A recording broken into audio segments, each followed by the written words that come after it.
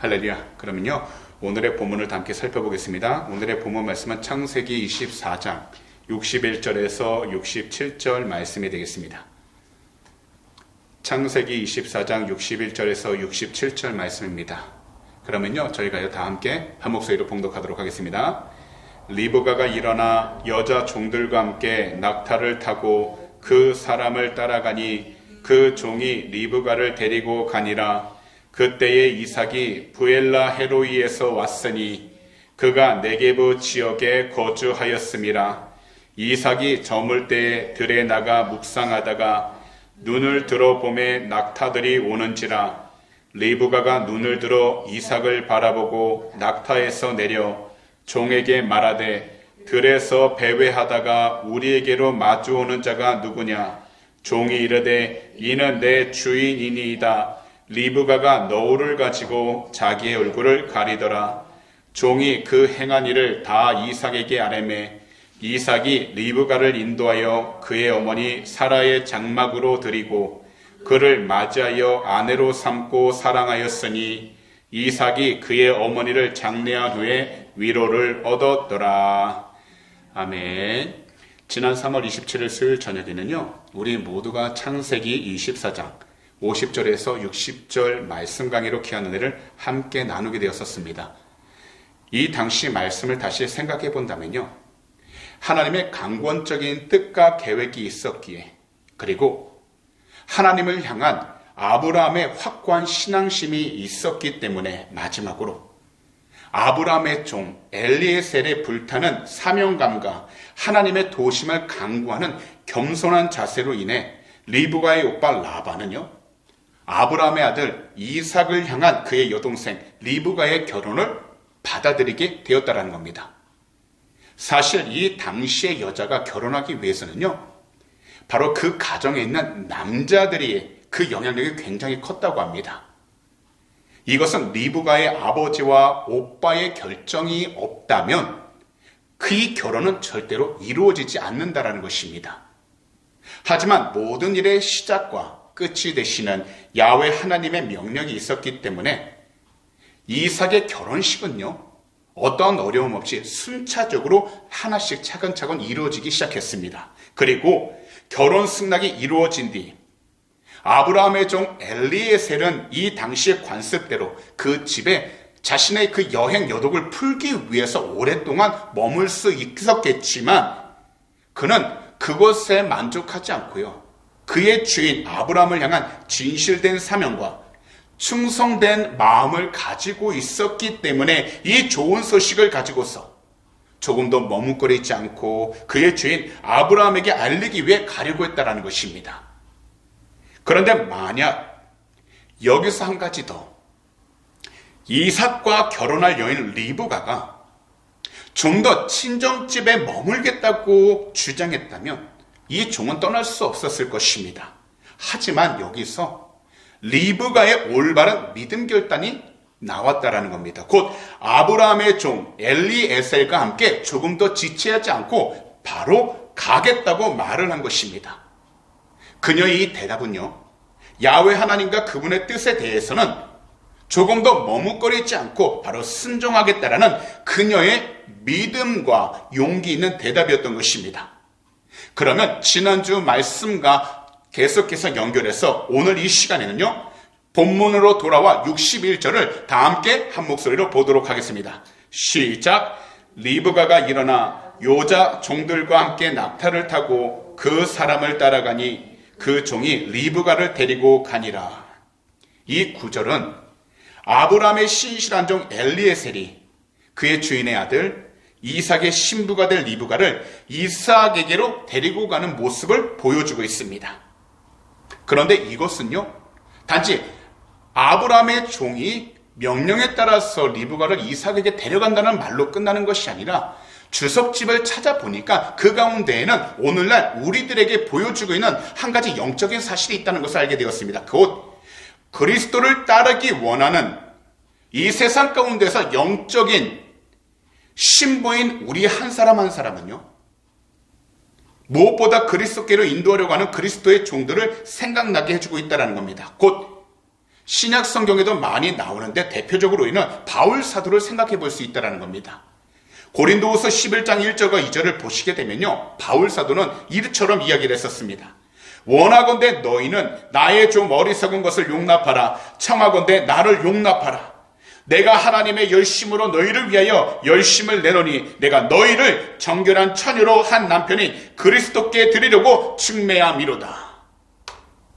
결국 하나님께서 세우신 그리스도의 종들은 단 한 가지라는 겁니다. 모든 하나님의 백성들을 그리스도와 함께 살아갈 수 있도록 그 중간 매개체 곧 그리스도께로 인도하는 사명감을 가지고서 많은 성도님들을 주님께로 인도하고 있다는 것입니다.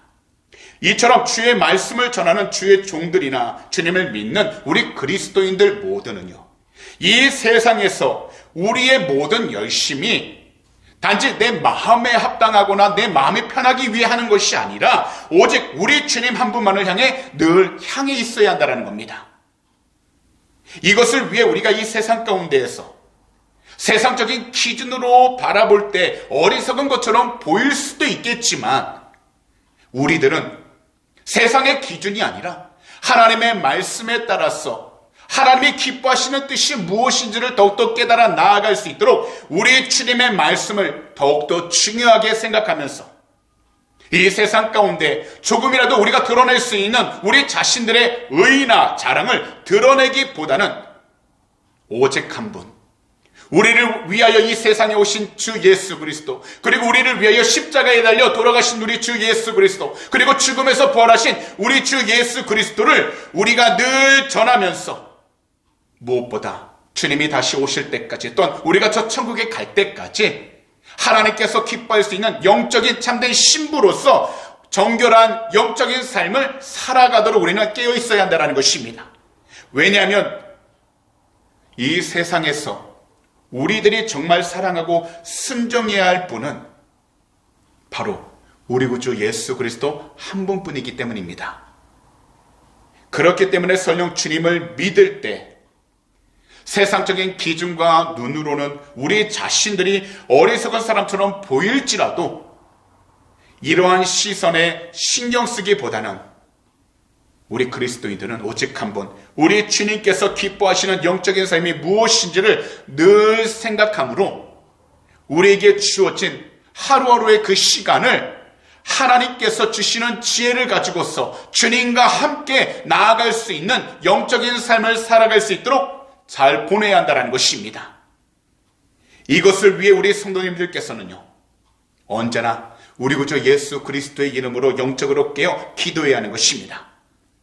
그럼 우리가 다시 본문으로 돌아와서 62절을 한 목소리로 읽어보도록 하겠습니다. 시작. 그때에 이삭이 부엘라 헤로이에서 왔으니 그가 네게부 지역에 거주하였음이라. 여기서 우리가 주목해야 할 단어가 하나가 있습니다.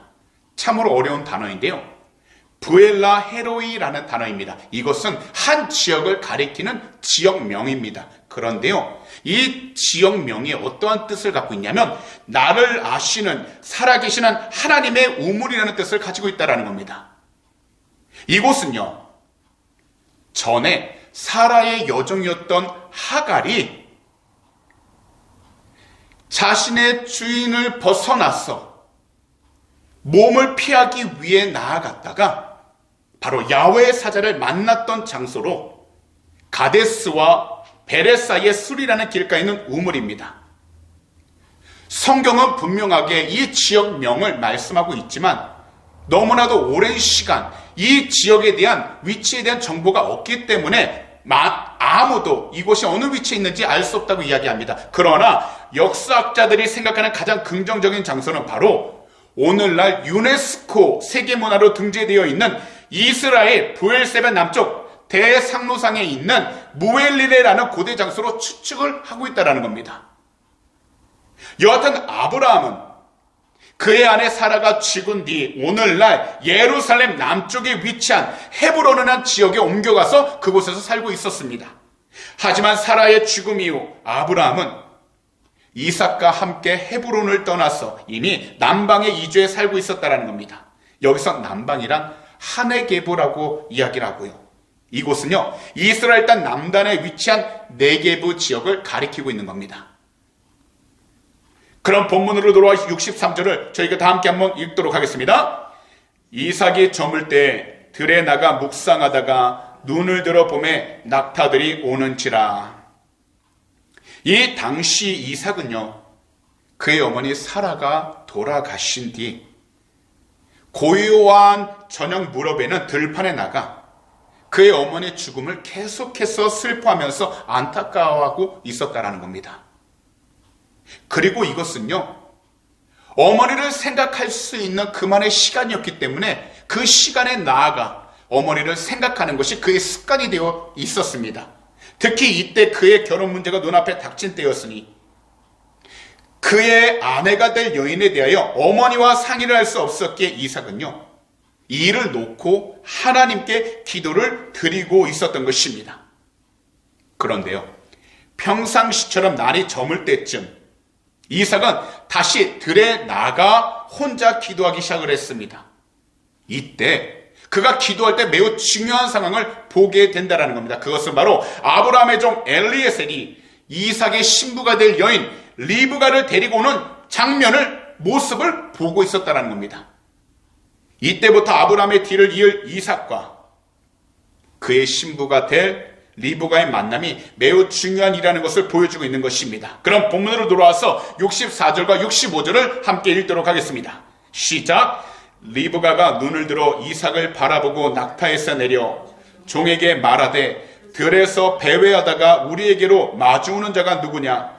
종이 이르되 이는 내 주인이니이다. 리브가가 노울을 갖추고 자기 얼굴을 가리더라.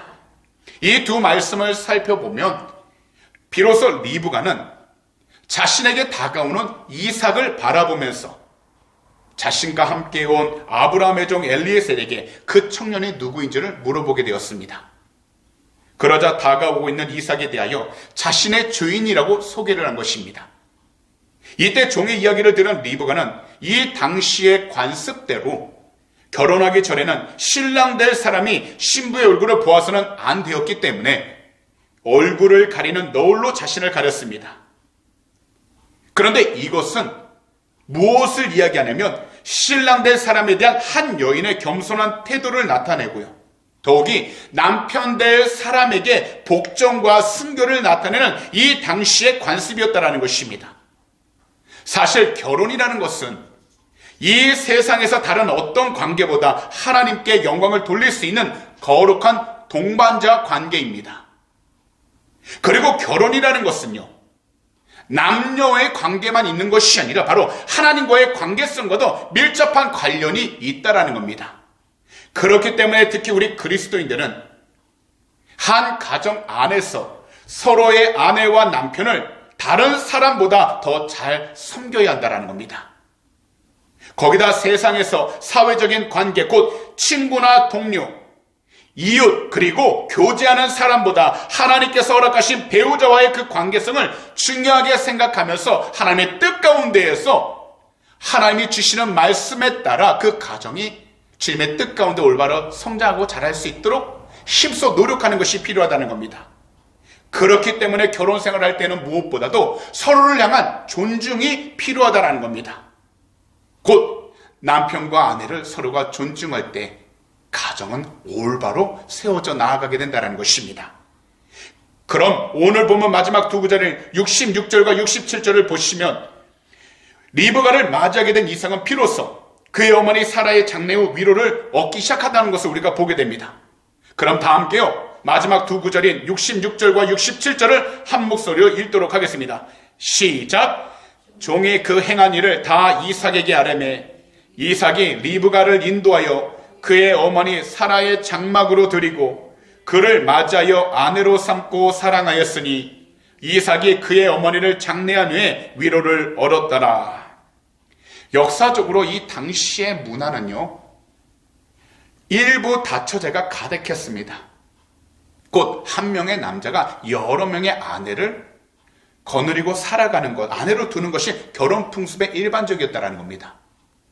하지만 야훼 하나님을 섬기고 예배했던 믿음의 사람 이삭은요, 이 당시의 풍습이 어떠하든지 그 풍습에 따르지 않고 오직 하나님께서 정하신 창조 질서인 한 남자와 한 여자로 이루어진 가정을 위하여 아름다운 가정을 세우기 위해 기도했고 또한 그 말씀에 순종하면서 하나님의 뜻 가운데 나아가 리브가를 자신의 아내로 받아들이게 되었다는 겁니다. 사실 이 세상도 하나님께서 창조하신 그런 사랑 가운데 나아간다면 모든 것이 하나님께서 기뻐하시는 올바른 관계 가운데에서 잘 나가게 될 겁니다. 하지만 죄로 가득한 이 세상은 점점 죄로 인해서 타락할 수밖에 없었고, 그리고 죄로 타락할수록, 타락한 세대일수록 사랑은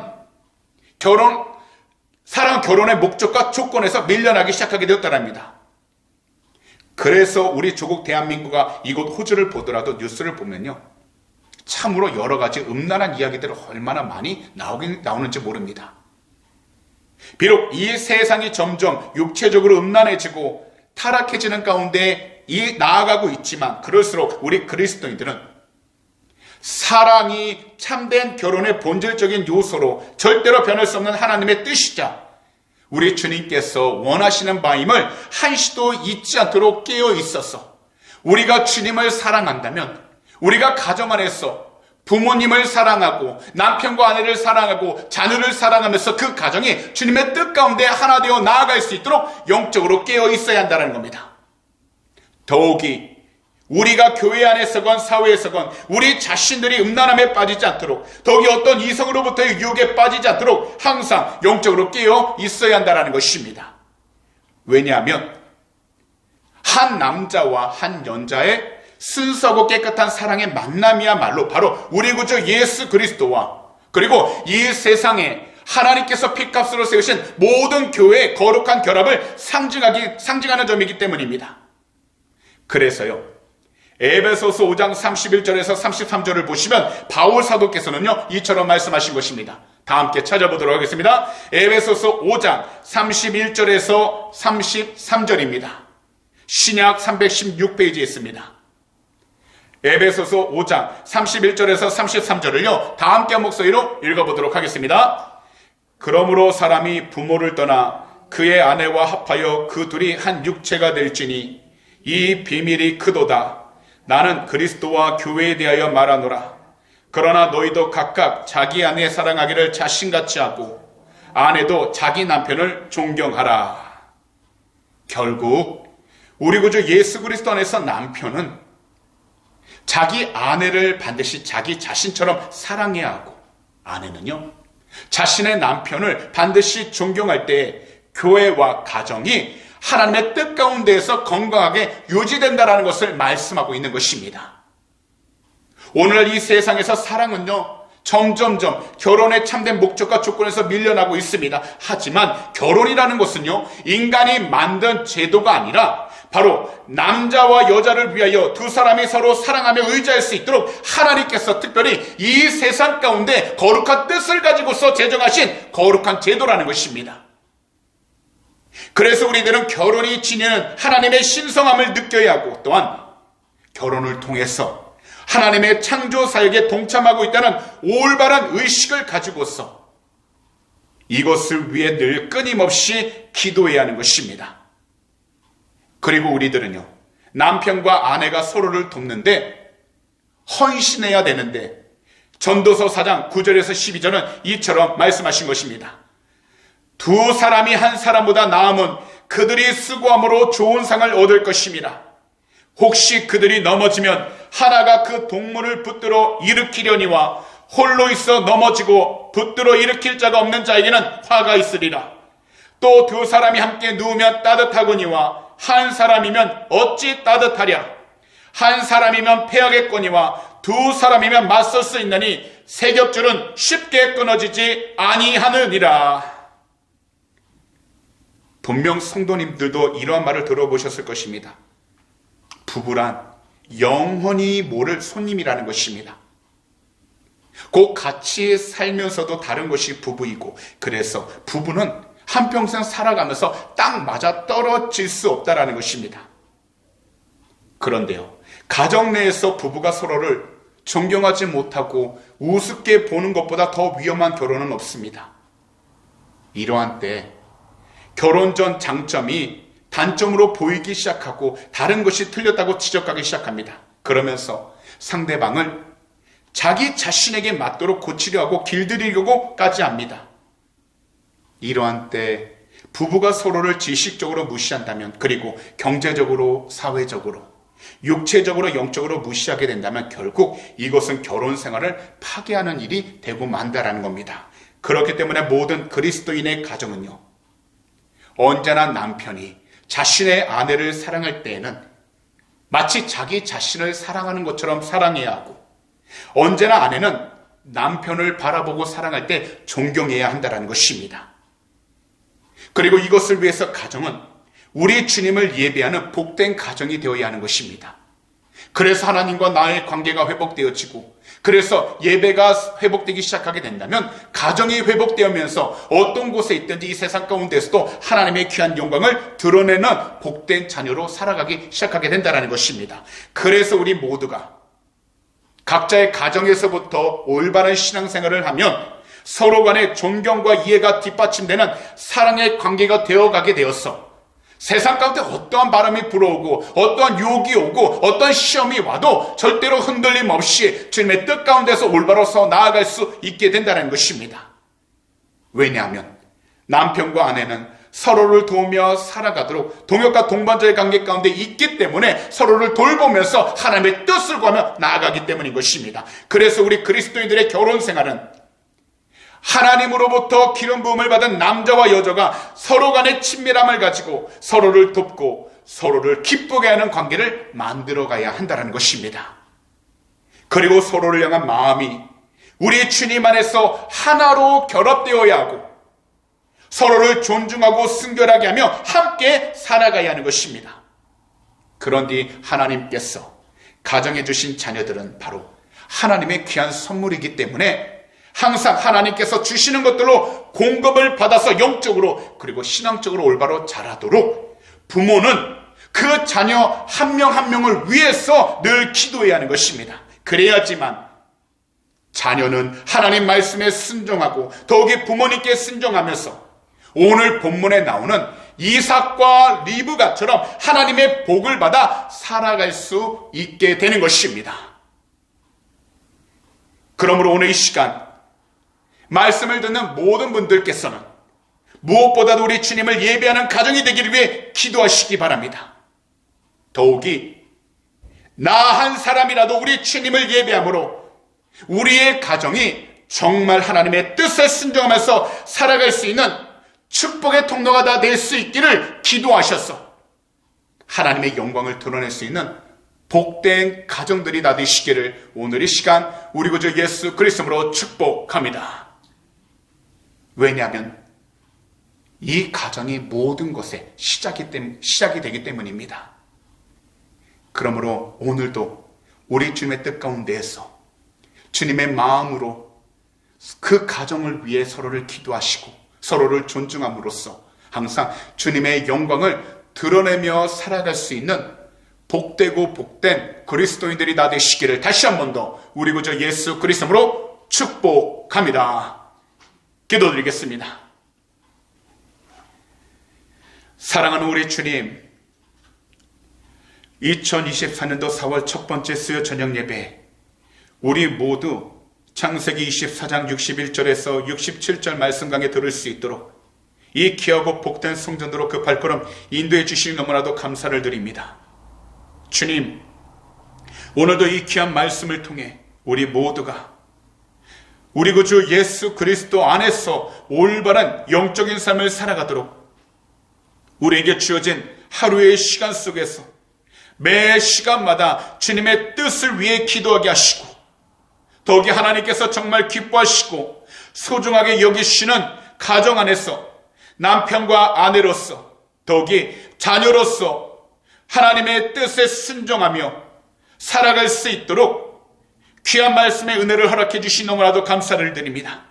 주님, 이 세상 가운데 하나님께서 세워주신 귀한 가정, 또한 이 귀한 교회를 통해서 주님의 귀한 영광이 드러나길 원합니다. 우리의 힘으로는 아무것도 할 수 없사오니 오직 주 예수 그리스도의 이름으로 성령으로 충만케 해주셔서 하나님의 말씀으로서 나아가는 복된 귀한 가정과 교회가 되게 하여 주시고, 우리 개개인이 되게 해주셔서 이 세상에서 주님의 귀한 영광을 드러내도록 축복하여 주시옵소서.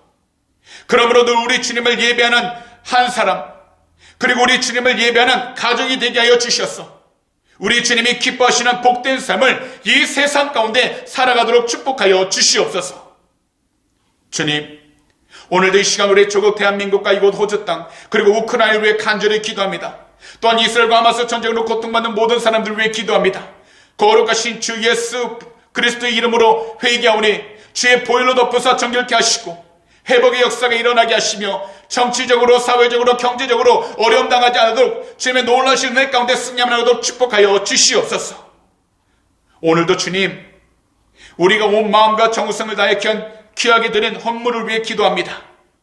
믿음으로 드릴 속결 주님이 아시오니 한 분 한 분 그 마음을 아시오니 이 헌물이 쓰이는 곳곳마다 주님의 나라가 온전히 세워지게 하여 주시고, 특별히 주님의 복음을 전하는 데 사용받는 복된 예물이 되게 해주셔서 주님의 뜻을 위해 사용받는 하나님의 귀한 예물이 되게 하여 주시옵소서.